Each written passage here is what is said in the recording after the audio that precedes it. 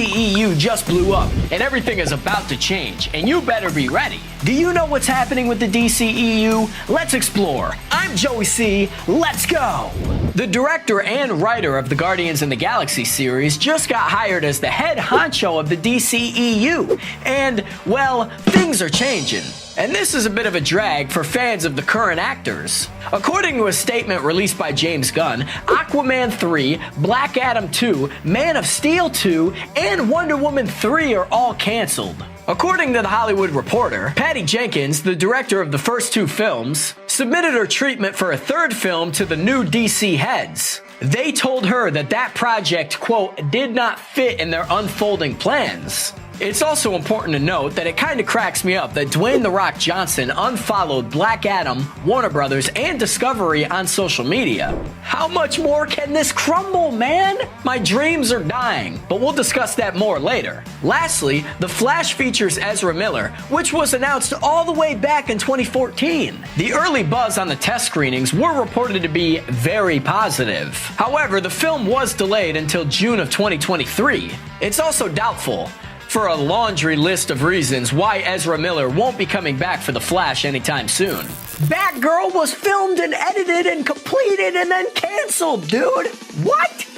I know what you're saying. Hey, man, this is old news. And to you, I would say, I know, I'm just still not over it. I've never heard of that happening before. There is something called a cinema score, and this puppy probably would have gotten an F+.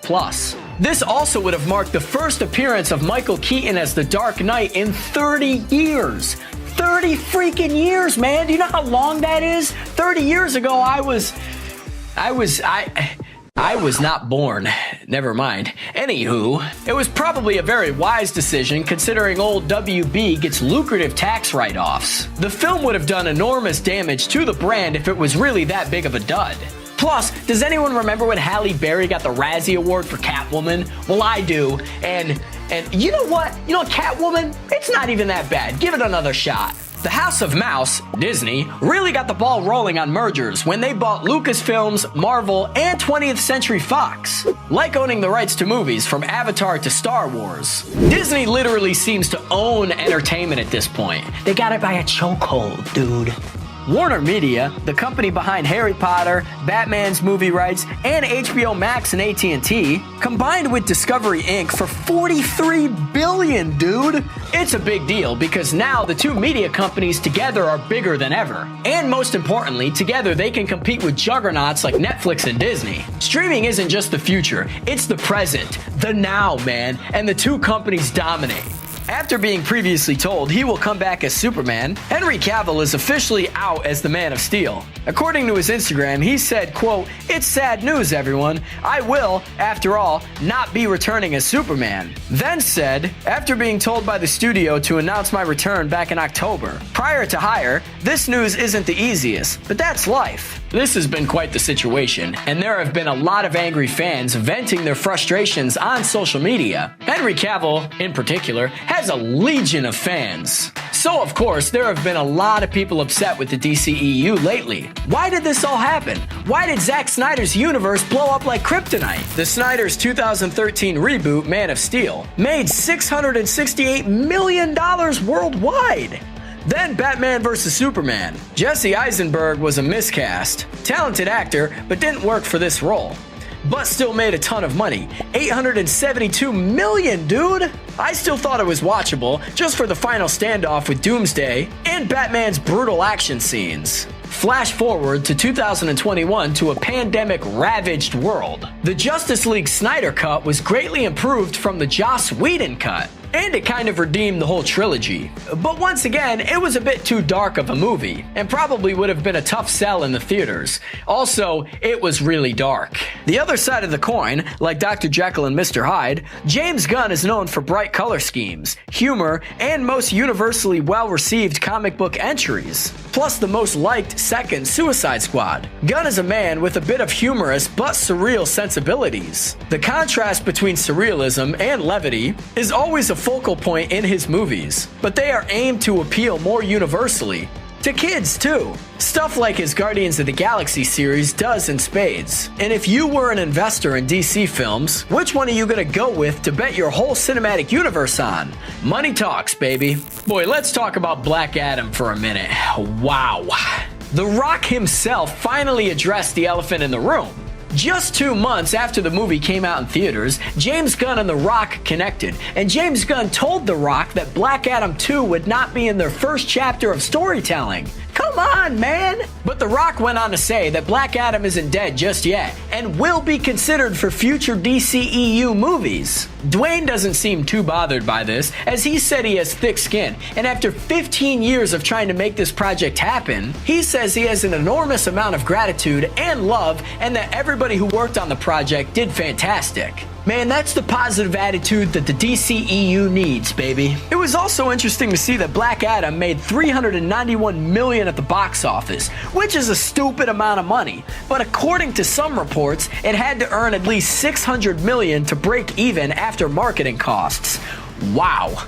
Speaking of the box office, if you break down the difference between Marvel and the DCEU, there's a bit of a difference in a little thing called moolah, baby. Example, Marvel's lesser-known comic book movies like Shang-Chi are making money hand over fist, with $475 million. And that is a lot of money, let me tell you. If you look at the top-grossing comic book movies, almost all of them are Marvel. Only The Dark Knight's last 2 entries managed to get that magical billion-dollar mark. On the other hand, in 2017, Whedon directed Justice League, only to make a measly $657 million. See, if Avengers movies make $2 or $3 billion, Justice League needed to hit $1 billion or more to make DC investors happy. It is a problem where a change in the guard was needed at DCEU. Under Gunn, making the films more commercial, with the Marvel formula of films, more family-friendly, is going to be the next step. Besides Batman and Joker, of course. This stuff has to be dark or else it falls apart.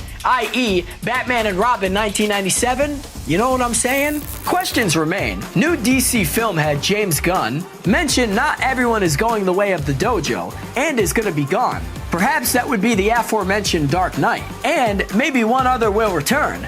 Who? According to Gunn, not everyone is going to be recast. He recently said, "I keep seeing posts with this untrue theory.